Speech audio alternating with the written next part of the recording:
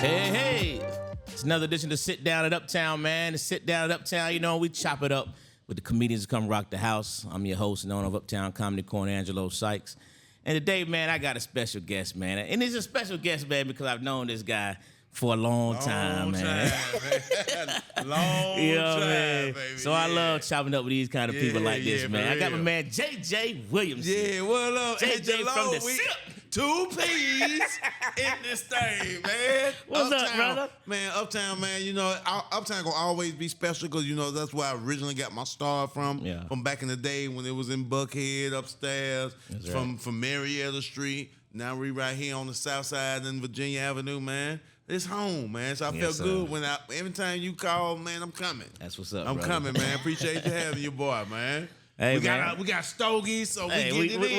we getting it in. We getting it in. We getting it in. Yes, sir. Hey, man, it's good to have you here, Yeah, JJ, man. I know it was a long time coming, boy. You've been so busy, man. So it's finally able to get you Finally back in the man. building, brother. Got me back in the building, man. Yes, sir. Luckily, man, you know, I'm 29 years in the game, man. So luckily, man, I'm still able to go out here, entertain people, man. Continue to build my craft. Yeah, continue to showcase my brand, man. Continue to create, you know, opportunities for myself, man. That's what's up. That's a long time, man. That's a So long time. I'm definitely blessed to still be around, man. That's For what's real, up. man. That's For what's real, up. man. Yes, sir.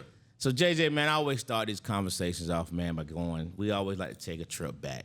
All right, we're Yes, going to sir. take a trip back down memory lane, man. Yes, sir. All right? Okay. So let's take a trip way back, man, to Mississippi there. We said with 2 P's. 2 P's, Mississippi. There's 2 P's in Mississippi now. Don't y'all forget that. There's 2 P's in there.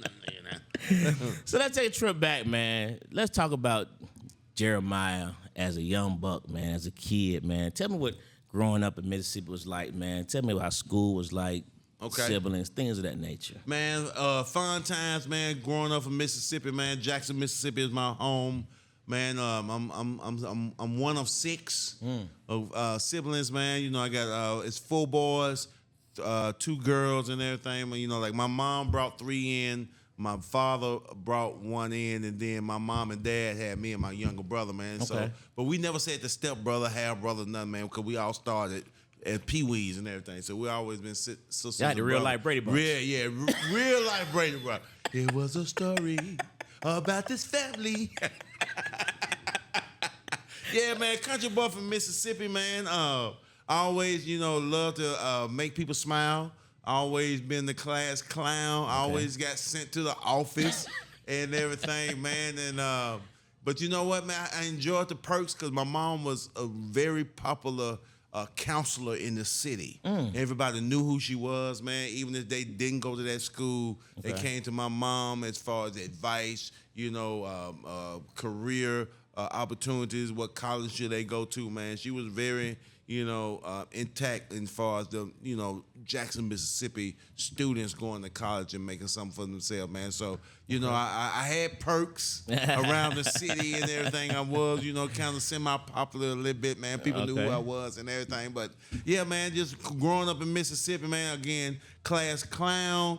I always got nominated for most wittiest and all. But you know what? Believe it or not, my first cousin used to always beat me. Is that right? I never won most wittiest. Never won. wow. Even middle school to high school, he always. So I came from a very fun, jipper, cheerful type of family, man. Okay. You know, we love to be around one another, man. Love to laugh, man. We had everybody had that great personality, man. So, I mean, I just broadcasted it and showcased it in the city, man, and people always loved it, man. So, you know, Jackson, Mississippi, man, that's where it started. That's where it started. That's Yeah, what's man. up, man. So what kind of outside the class clown, man? What kind of student were you? Started Man, school? you know what? And I'm just being honest. I was okay. Okay. I was just okay because, I mean, I was a fool. I was a fool, man. But, you know, I never had to go to summer school. I never failed a class or nothing like that, man. I just did enough pretty much just to get by. Okay. Just to get by, man. You know, my study habits wasn't all that, you know, to be honest, man, you know. But, you know, I was a keen cheater. You know, I always tried to make sure I sat beside the smartest motherfucker in the class. Right. The smartest person in the class so I can get those answers. Yeah. I mean, you know, people, you know, they'll finish their test and then they'll tell you can leave. I said, don't you leave. Don't you leave? No, I need you. What was number 8? AIDS? What's 13? What's 13? Right. So I was one of them, man. But you Yeah. know, man, I just wasn't never focused. I was just always busy, you know, just entertaining, man, keeping smile on people's face and stuff like that, man. Okay. So, man, I did go to college. I went to a HBCU, Alcorn State University. Okay. One of the dopest HBCUs in the country. Okay. Started in 1871. Uh-oh. My mom went to Alcorn. My older brother went to Alcorn. So I pretty much knew where I was gonna be going. I mean, my mom put that in my life and soul Early on, at an early age. I don't care if I had a 4.0, I could have got scholarships to Harvard or Princeton, Yale, Cornell. My mom said, "You taking your black ass to Alcorn State University." Alcorn State University, man. So that's what I was blessed to go at a time, man, where it was fun, great. We had a great football team, a great basketball team. I was down there when Steve McNair was down there. Is that right? The great, legendary, the late, great Steve McNair. He was a monster. He was a monster, man. I saw it before the world did. Is that right? Oh, I that's saw dope. it before the world did, man. He used to pack those stadiums, man. And man, it was just Air amazing. McNair. Air McNair, man. Rest in peace to my dude. Right. But he was Air 2.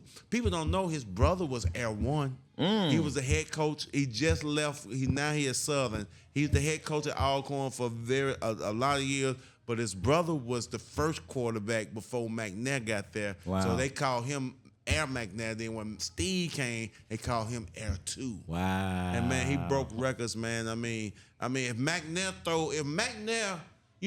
some players will throw for 350, 375. That's an amazing game. Sure. If McNair throw for 375, that's a bad game. That's just how cold this dude was, man. The man throw under 400 yards. We like, man, he was playing today, man. He ain't throw over 425. He ain't have a 5 touchdown, man. He ain't do nothing today. We mad at him. I mean, that's just how cold that dude was, man. So it was a great, and Alcorn's in the middle of nowhere. Yeah. We didn't have a McDonald's, definitely didn't have a grocery store. If you missed the cafeteria, your ass better figure something out. We had hot plates, man, but we was our own family, man, because we didn't have anything, man. So, a lot of people didn't have cars, It wasn't no McDonald's 5 minutes away, man. I mean, all that stuff was like 45 to an hour away. Wow. Man, so we had to come together as a university, as a family, man, and make our fun and survive, man. Alcorn taught me how to survive. Yeah. Alcorn taught me how to appreciate a dollar. And Alcorn taught me how to go get it, man. And I'm out here getting it. Out here getting it. Out here getting it, Angelo. For That's real, what's up, man. man. Yes, sir. That's me. That's you. Yeah, man. That's me all day. So coming up, man, were you into sports? Did you play sports and things of that nature? Oh, man, yeah, man. I played sports, man. I played basketball in middle school. I played basketball in high school. Now, around the neighborhood, I was a cold-ass wide receiver. Okay. I go get that thing. I would go get that thing. Yeah. So, man, everybody wanted me to play football in middle school, but our coach, he ran a 2 tight end, 2 running back type of offense, man. So he wasn't, wide receiver wasn't really his thing. So they like, man, we're going to put you on the other side of the ball. They wanted me to play a cornerback safety. But man, look, man, them big oils were so goddamn big. Man, I hit them boys. One time I got hit so bad, I ain't tell my coach I was quitting. I just walked off. I got hit so hard, I joined the band immediately. I was already on the field. Next thing you know, I got hit. I was like, dun, dun, dun, dun, dun, dun, dun, dun, dun, dun, dun, dun, dun, dun, dun. I went straight to the band. Straight to the band, man. But that band, that trumpet, I played trumpet all the way from elementary all the way to college, man. The trumpet paid for my college tuition. Oh, that's what's up. It paid for my college tuition, man. I was in the Sounds of Dynamite at Alcorn State, man. That's a big deal. Yeah, man. I was one of these back in the day. Yeah. On the front row. I was on the front row juking. Yeah. So, man, so I played the trumpet, man, but played basketball in again, like I said, in middle school and high school, and I wasn't a starter, but I played. Averaged maybe about 6 points a game. Okay. Didn't get no scholarship or nothing like that. Right. Wasn't about looking at me or nothing, man. But you know, I always was athletic, man. Played basketball. Coming back in the day, played some football back in the day, played a little baseball, you know, coming up as a kid and everything. I was a dope little right fielder, could hit, switch hitter, and stuff like that, man. So I had some athletic ability back in the day, man. Still got it. Jumper still wet. Jumper still wet. Still wet. Yeah. I see the video with you and your son out there. Jumper, my jumper still wet. Now, I ain't finna run and gun. Right. Not this age. Now, I want two times back and forth on hey, I'm ready to come out. Coach ain't got to take me out. I'm going to let him know. I'm ready. I'm ready. Check out. Hey, I'm going to get my own self out the damn game. Yeah, man. So, what'd you study when you were at Alcorn? I studied industrial technology. Is that right? Industrial technology, man. At the time, man, I wanted to work for like OSHA. Okay. I wanted to work for OSHA, man. I thought I was going to wear the yellow hat and go out there and be like an inspector of different businesses and everything, man. But, man, I followed my heart and my dream, man. I wanted to be in the entertainment business, man. I wanted to be in the entertainment. Man, what's crazy, I'm going to tell you a story, man. I got into comedy, man. I always wanted to be in the entertainment business, but I never thought I would be discovered from Mississippi. Okay. I was always down on myself. Like, I never told nobody that I really wanted to be in the business, man. Never told nobody. Never told my parents. Never told my best friends or my friends. Like, I didn't even tell God, and I knew he knew my path. I knew he knew my path as far as, you know, what I was going to do with my life, man. So, moved to Atlanta, you know, following my college sweetheart at the time. Okay. You know, I used to work at Circuit City back in the day. Used to sell computers. You know, that was the first Best Buy.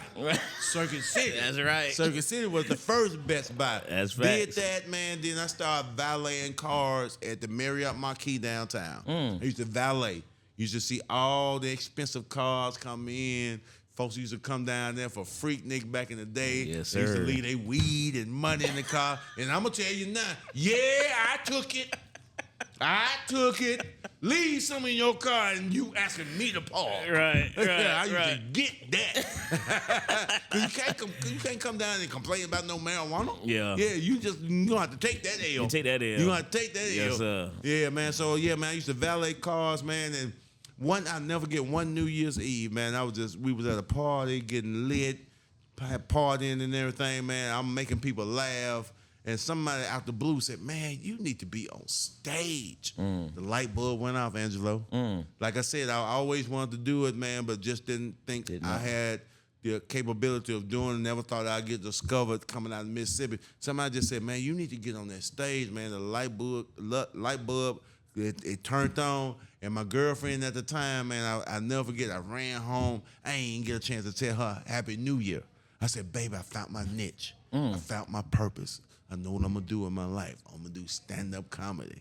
Everybody was hesitant because, like, again, I never told nobody. So nobody thought I was going to take it serious. Nobody thought I would be able to be at the point where I'm at right now, man. And here I am today. Wow. Here I am today, man. Real talk, man. But yeah, that's a dope story, Yeah, man. I was wondering where it kicked off. How it kicked off for me, man. So yeah, man, I started Uptown Comedy Corner back in the day, up under the tutelage of my man Earthquake. Back in the day, man, when Uptown was booming. It was booming. Yes, sir. And man, I told my friends, man, like, man, I'm finna try stand up. And I'll never forget that first time I ever went on stage. Yeah, talk about that first time. That first time on stage, man, Uptown packed. Amateur night on Tuesdays. Amateur night Tuesdays. Packed wall to wall, because, I mean, Earthquake was on fire. Everybody, you know, coming to see him. And then, like I said, man, it was Tuesday night, open mic night. Everybody in there. Corey Zoo Miller was the host. Zoo Man was the very first person that ever bring me on stage. Okay. So, man, it's packed in there. You got amateur night. Then after amateur night, they put the heavy hitters up.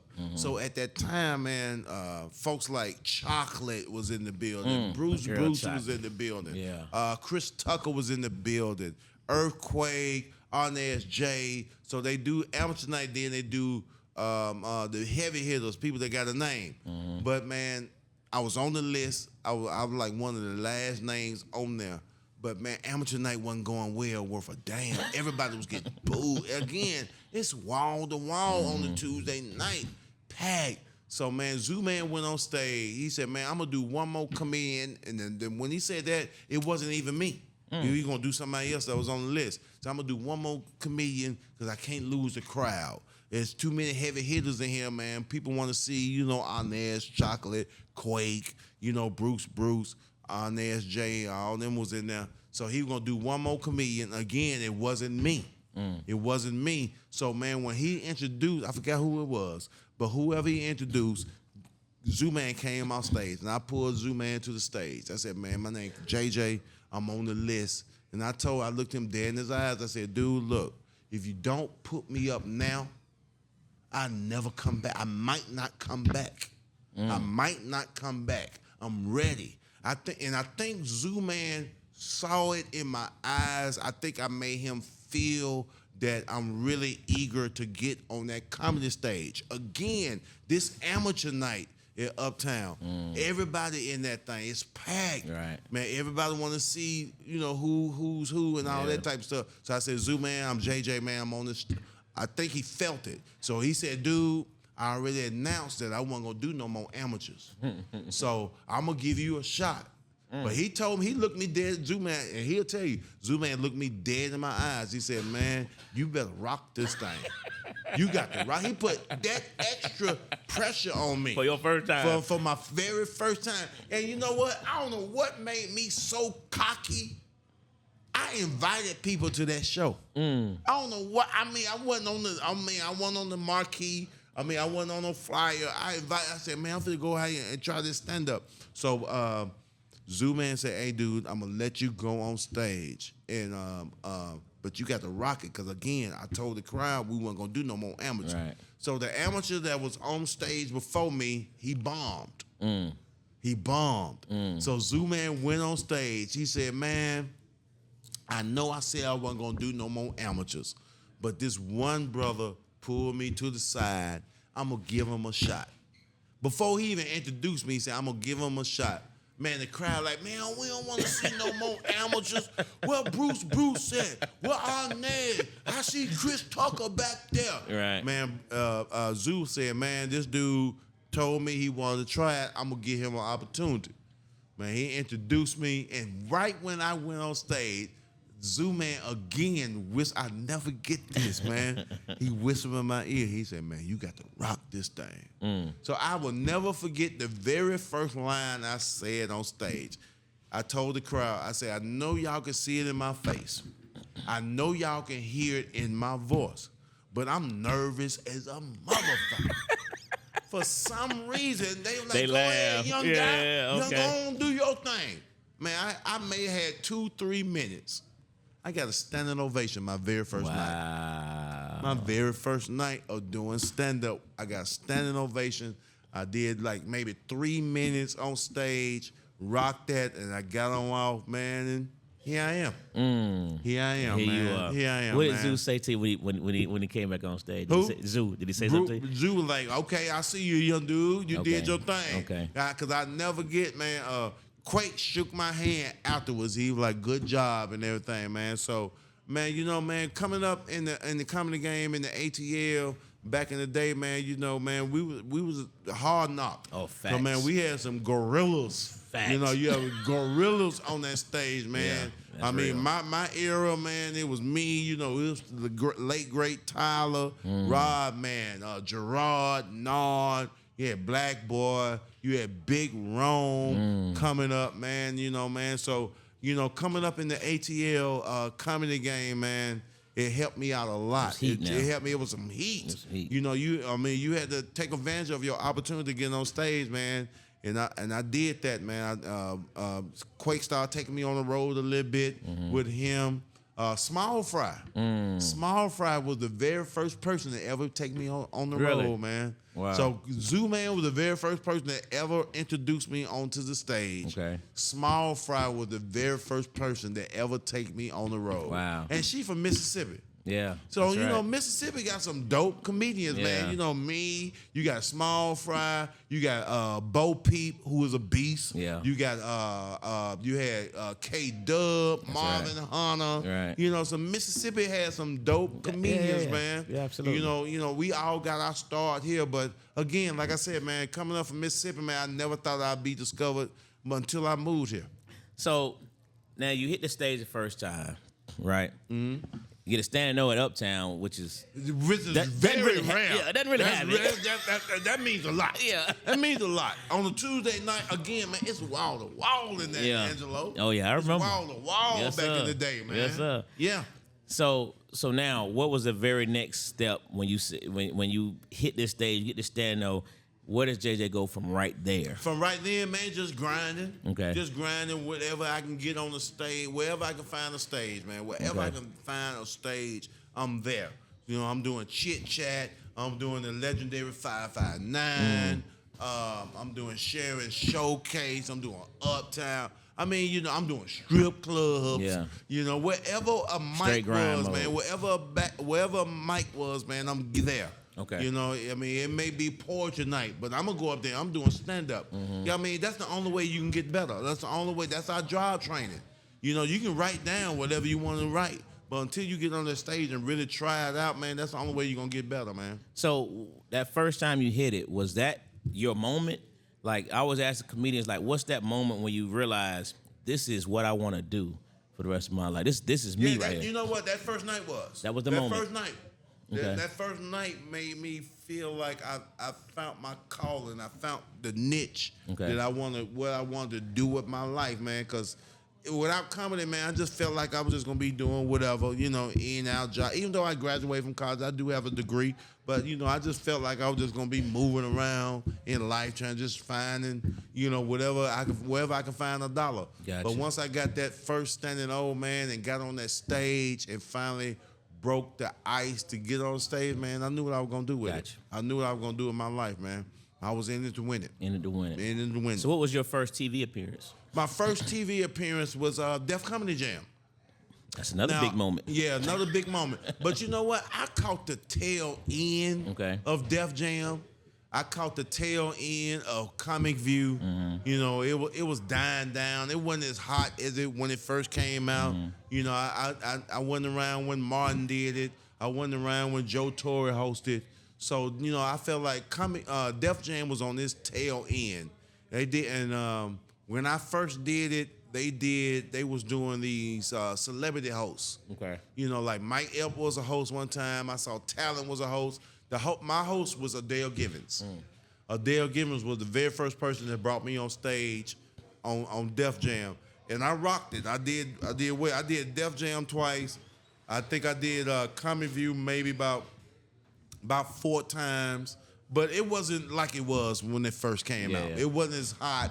It was all, you know, and they were letting, you know, pretty much like anybody on there and everything, man. You know, it wasn't for the selective. Okay. And then again, like I said, it was dying down, man. You could tell that the ratings wasn't it was like it used to be back in the day. People weren't really into it again and stuff like that, man. So I really caught the tail end of it. Okay. But luckily, man, I think I was funny enough where I got recommended a lot. Okay. As far as comics, you know, comics that was established, like from Quake, Ricky Smiley was, you know, doing this thing, man. So a lot of people recommended me to different shows or different promoters. So I got lucky because I felt like I was strong enough where people were like, man, you got to get this dude, JJ. I never forget I went down to Miami, Florida, and did a show. And I was only supposed to be there maybe 2 days. I did a college. And somebody told Marvin Dixon that, man, it's a young cat out here doing this thing. So Marvin Dixon came and checked me out in Miami. And then he said, man, you funny. He said, what you doing the rest of the week? I said, shit. Man, Marvin kept me in Miami for 2 weeks. Is that right? For 2 weeks, just doing different rooms. You know, Miami Nights, 183. We'll drive down to Orlando, do a show. Do a show in Tampa. Come back and do something in Fort Lauderdale. So, like I said, man, my name spread it, even though, I never had a lot of TV credit. But luckily, man, people felt like I was funny enough, man, where people start, just, recommending, like, man, if you want somebody, man, young, he ain't gonna ask for a lot, man. He hungry to get on stage. Holler at this dude, JJ, and I'll be there. That's what's up. I will be there, man. So tell me about how Family Vacation came about. Johnson Family Vacation. They came out, opening for Said, man. Man, the Kings of Comedy was the hottest thing out. Facts. The hottest thing out at the time, man. Everybody was, blowing up. But I used to go to St. Louis, which is Said's hometown. Mm-hmm. I used to go to St. Louis back in the day, man, and do this room called Sanford's with Lavelle Crawford back in the day before he blew up. And then this cat named, G-Thing? Yeah, of course. G-Thing. G-Thing used to bring me to St. Louis so much, Okay. man, so much. And then I got a chance to perform a lot in front of said management team. Okay. Eric and KB. And back in the day, man, they used to come check me out, come check out the show. And they were like, man, you a funny cat, man. So we built a relationship before I even met Said. And then, again, they went back and told Said, like, man, it's a funny cat out here, man. You need to check out. So I did this show in Birmingham one time. It was me, Cedric the Entertainer, Wanda Smith. And I went up right before, because Wanda hosted, it was me, and then Said. But man, I blazed the stage, man. And I never forget when I got off stage, it was a little cut behind the curtain, but it was dark. And I had never met Said. Okay. And it was dark, and I heard somebody say, JJ. JJ. So I walk over, man, it's Said the Entertainer. So, man, we built a relationship from that. And then, like I said, man, I built a relationship with his management team. We connected, started building relationships, still doing shows in St. Louis. And then after the Kings of Comedy, everybody went their separate ways, doing their own tours. And Said, man, he did this thing called Cedric Entertainer Presents. It was sponsored by Bud Light. Said started introducing young comics he felt like it was going to make some noise in the business. So I was blessed to be one of them. It was me, Leon Rogers, Lil Duval, Juan Villarreal, Rodney Perry, Tony Tone. It said just start doing this tour with Bud Light called Cedric Presents. And again, he a host. And he'll introduce, man, young comics. Right. But me and Said started building a dope-ass relationship outside of comedy. Just hanging, kicking it, He teaching me the business, man. Then when that stopped, Said started doing his own little tour. And he was like, JJ, man, come ride with me. That's what's up. Come ride with me. It was a two-man show. He blessed me, man, to do arenas, 7,500, 10,000 people. In front of him, man, I go out there, do 30 minutes, then I introduce him. Taught me a lot about the business, man. He allowed me to, listen in to a lot of damn, business negotiation. Sure. How to, understand a contract or understand, talking to an agent and stuff like that, man. So we built a real tight relationship even outside of comedy, man. He knew my family. I met his family. I'm going to his mama house in St. Louis, we hanging even outside of comedy, man. Right. So we built a relationship like that, man. And I opened for Said for over 10 years. Yeah. Opened for him for about 10 years. Then he finally produced his own movie called Johnson Family Vacation. He like, JJ, I got a dope ass part for you, dude. I want you to be the begging cousin. And everybody can relate to that. Sure. Everybody got that one relative that's always asking for money, man. Right. So, man, I never auditioned for that part. Yeah. Never auditioned for that part, man. He hit me up like, man, come do this movie with me. I got Steve Harvey, I got Bow Wow, I got Beyonce's sister Solange, she in the movie, Vanessa Williams. And, man, I had never done a movie. Right. Never done a movie. I never knew how to read a script or none of that, man. And talking about in the day that we filmed Sid called me in his trailer. He said, man, I can't just let you go out there cold like that. You know, because you ain't never did no movie. You don't understand. Man, so he told me how I should rock that part and everything. And look, the part that I did in Johnson Family Vacation, it was one take. Really? It was one take because the director, who was Chris Robinson at the time, he wasn't feeling it. He like, when we did it the way Sid wanted me to do it, he stopped it. He like, just do it the way that it's wrote on the strip. So we did the part that they show right now in Johnson Family Vacation was one take. Wow. One take. Wow. But Sid then went back to them and like, man, we got to let him do it this way right here. Because everybody can relate to it like this. You know what I mean? You know, we talking about a begging cousin, man. Yeah. We got to let him do it like this, man. And to this day, man, I still get recognized from that. Yeah.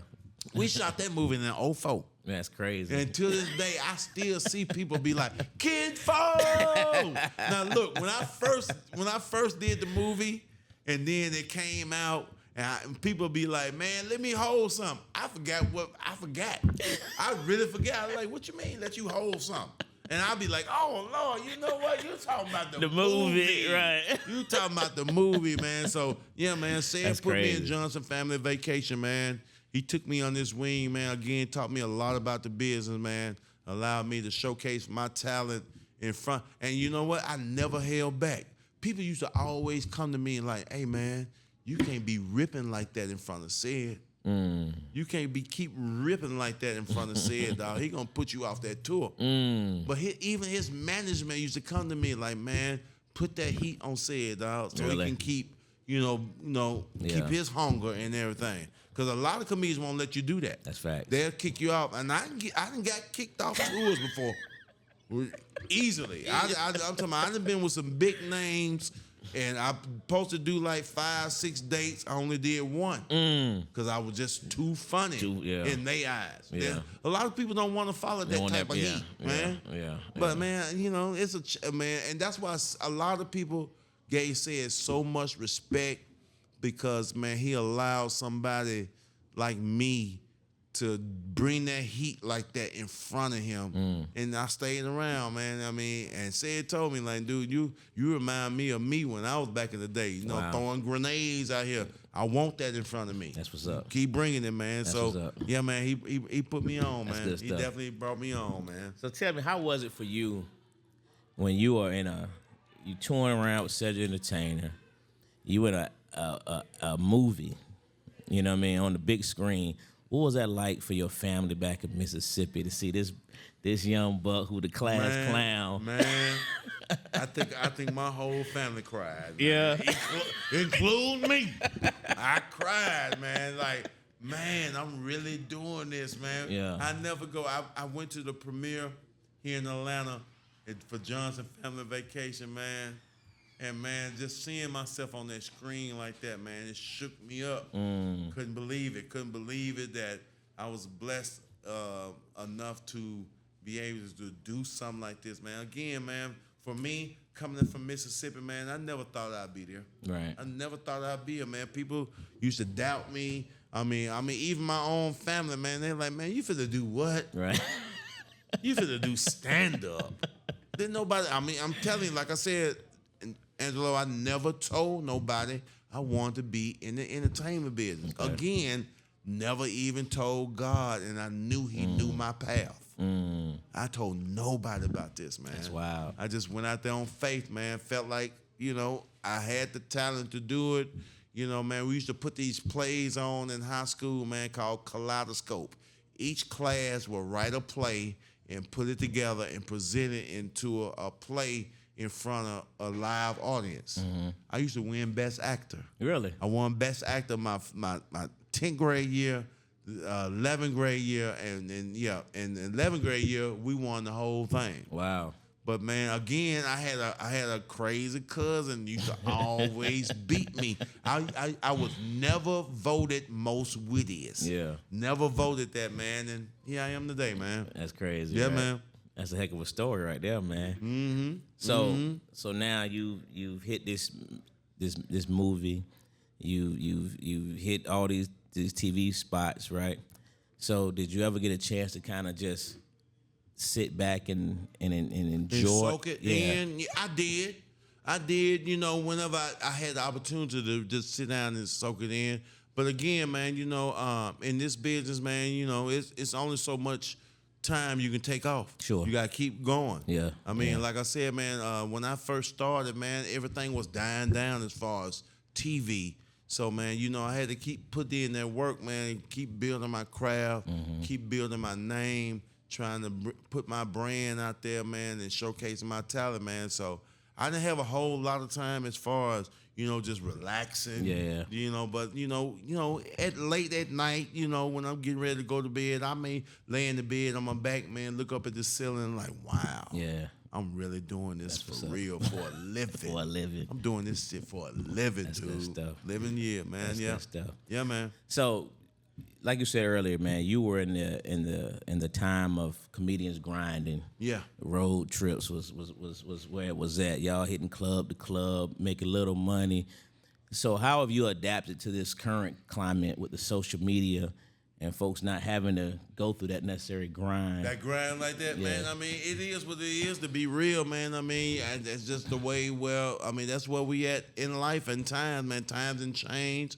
Social media is definitely another outlet. I mean, you know, when it first came, you know, I used to complain about it. I ain't gonna sit here and act like I didn't.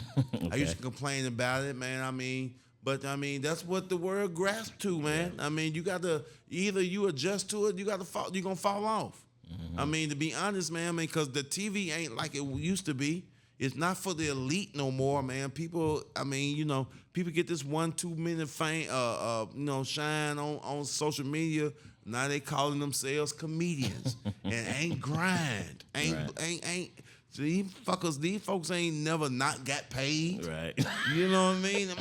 They ain't get no show canceled, and you done drove 6 hours. Yeah. You know, now you know they ain't share rooms together. Yeah. I done shared rooms with comics, man.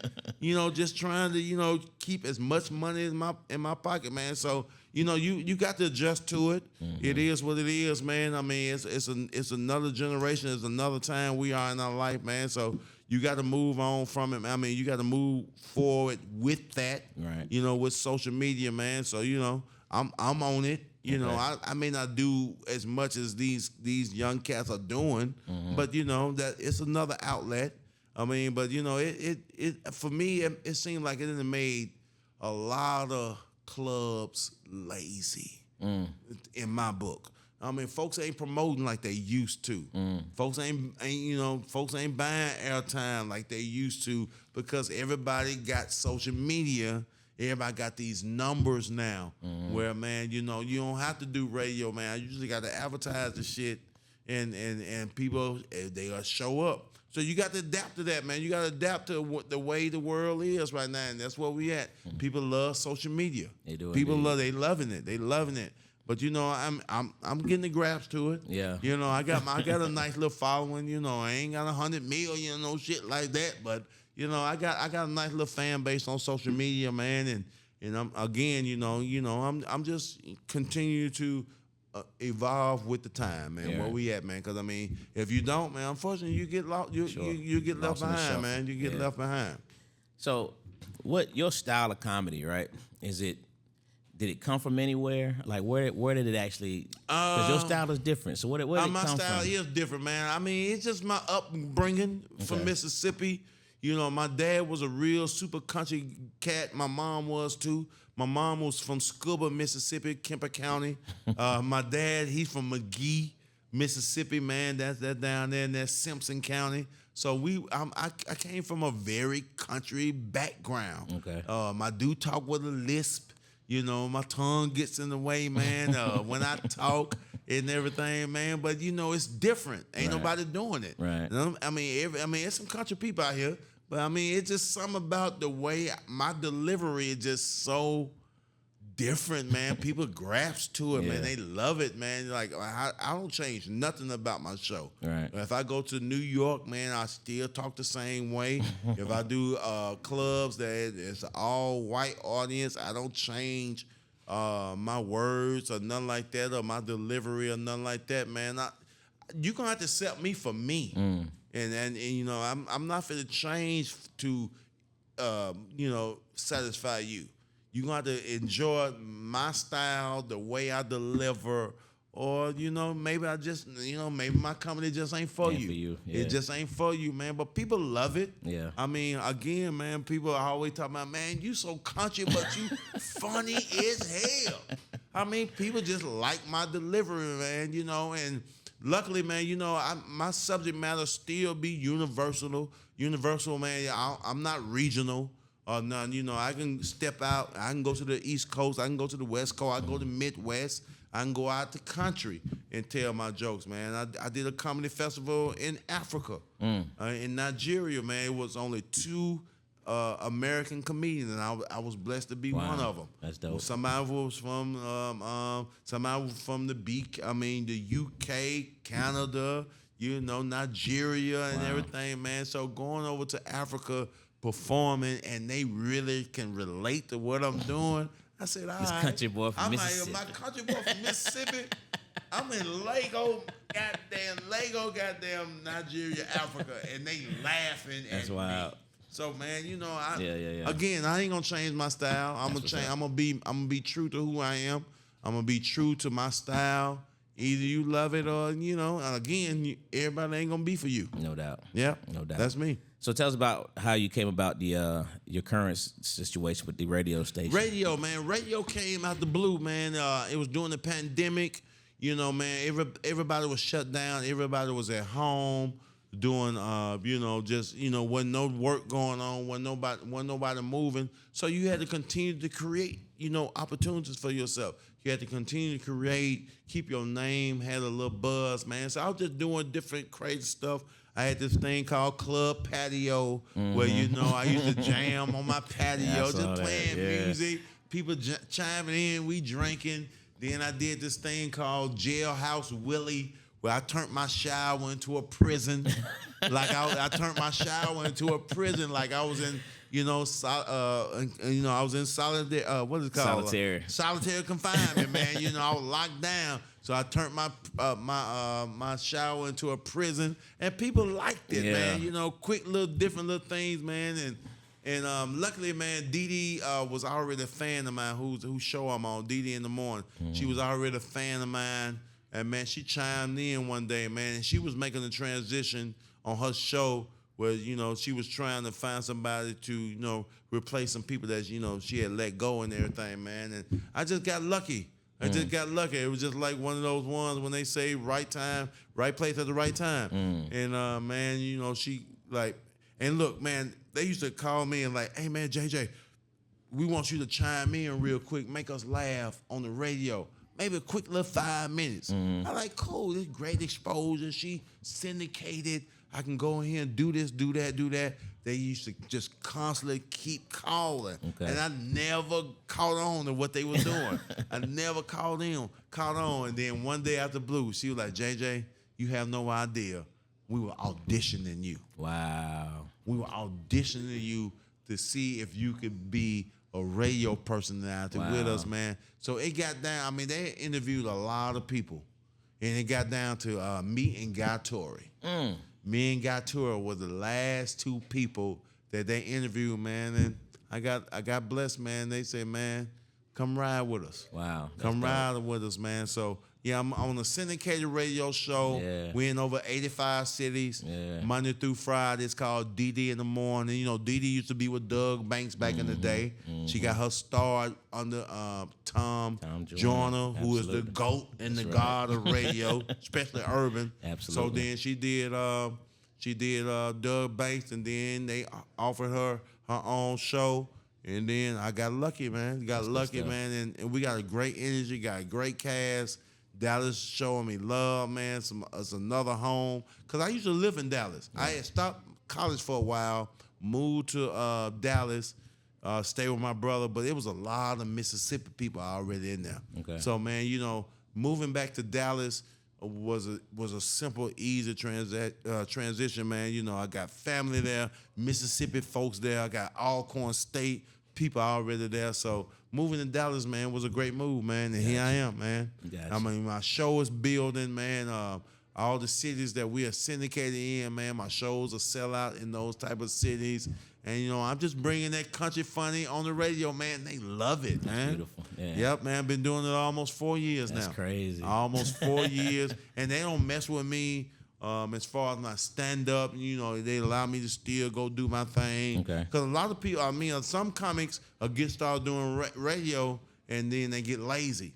They don't want to do stand-up no more because they got that guaranteed check coming in. And yes, that check is good, but I love stand-up, man. I love getting on the road, making people laugh on a regular basis, man. So yeah, man, it's fun. That's what's it's up. really fun. That's what's up. So, you know, just real briefly, right? You dealt with a serious tragedy in your life. Yep. How was your mental health, and how have you adjusted to life with you and your son? Like, Man, how's that transition been for you? It's still different. It's still different, man. I'm still in shock mode, man. Can't believe. I mean, it was out the blue. My brother passed out the blue. You know, I got a special need brother. His name is Chris. People that really know me, man, know how much I love the hell out of him, man. He got sick out the blue, man. Unfortunately, he passed away in July.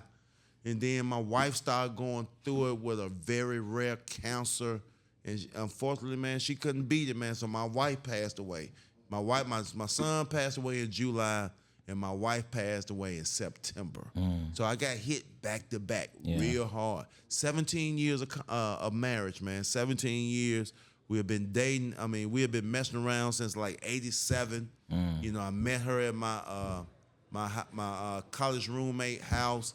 I was a freshman in college. She was a senior in high school. We never messed around at the beginning, man. But you know, the attraction was always there, man. So it hit me hard, man. I took a break from everything, man. You know, trying to get life together, man. Like I said, we were getting ready to move to Dallas, man. So now I'm the mama and the dad of my family, man. Yeah. I got a 19-year-old son, man.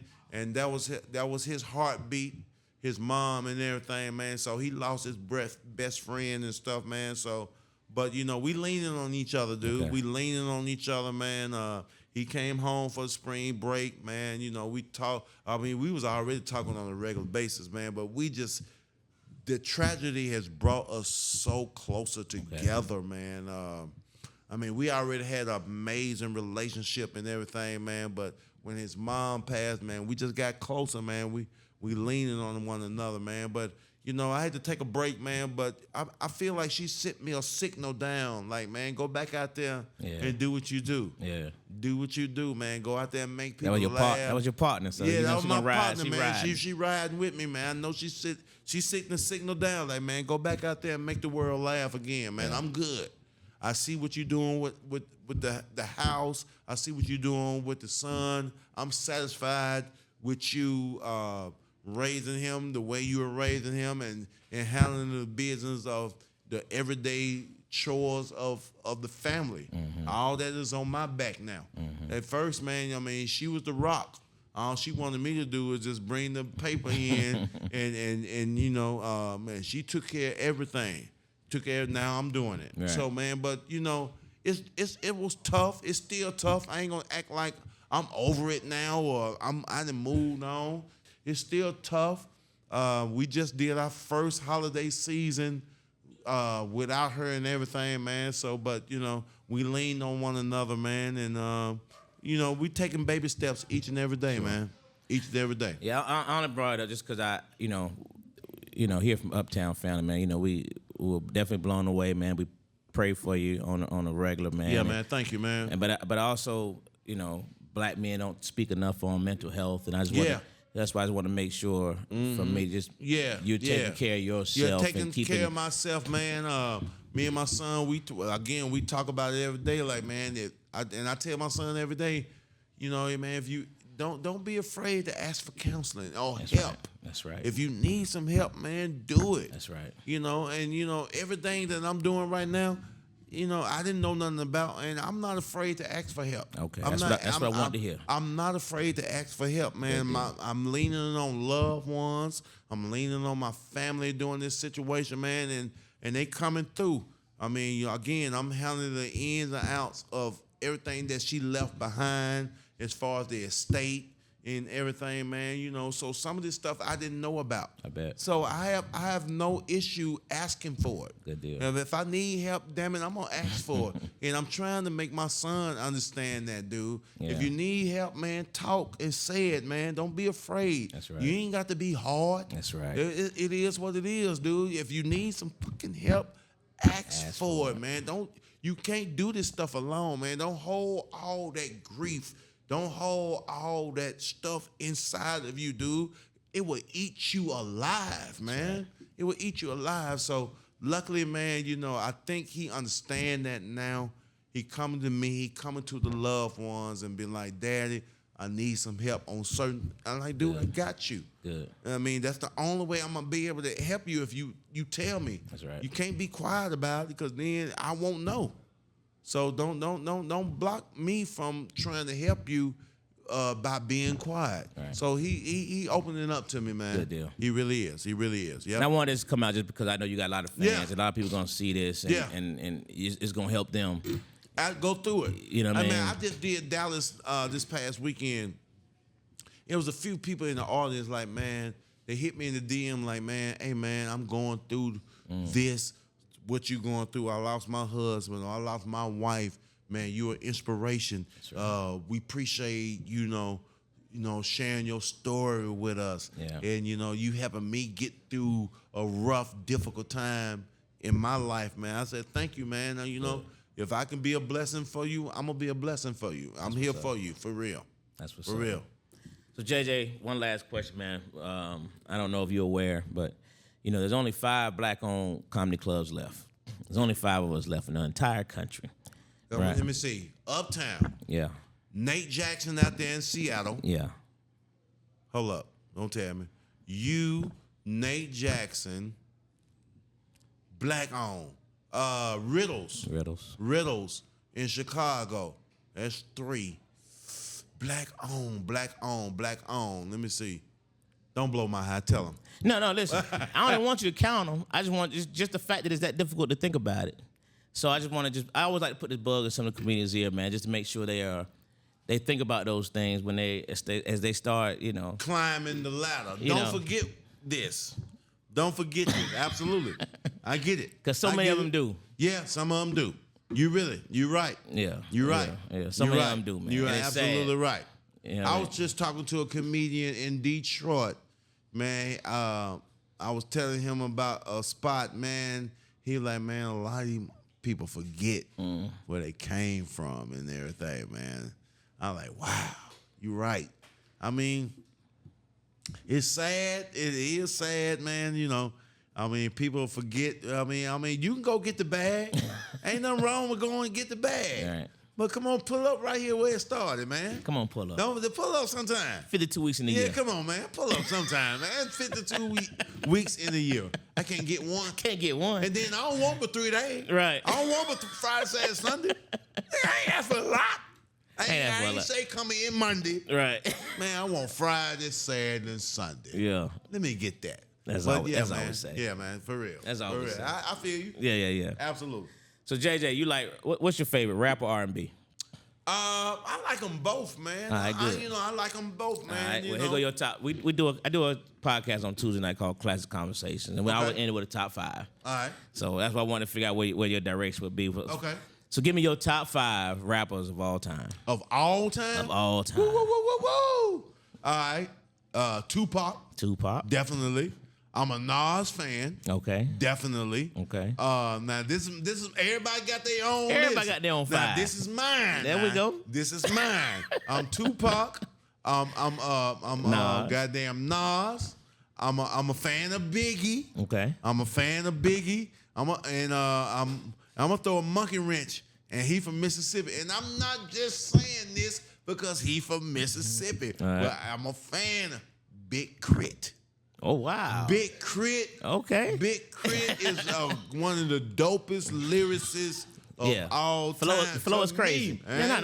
No, flow is crazy. Again, that's just to me. Okay. So I got Big Crit, I got Tupac, I got Biggie, I got Nas, and then I'm gonna throw another monkey wrench in it, man. I'm a fan of Redman. Oh, wow. Now, that's a monkey wrench. Oh, yeah, that's a monkey wrench.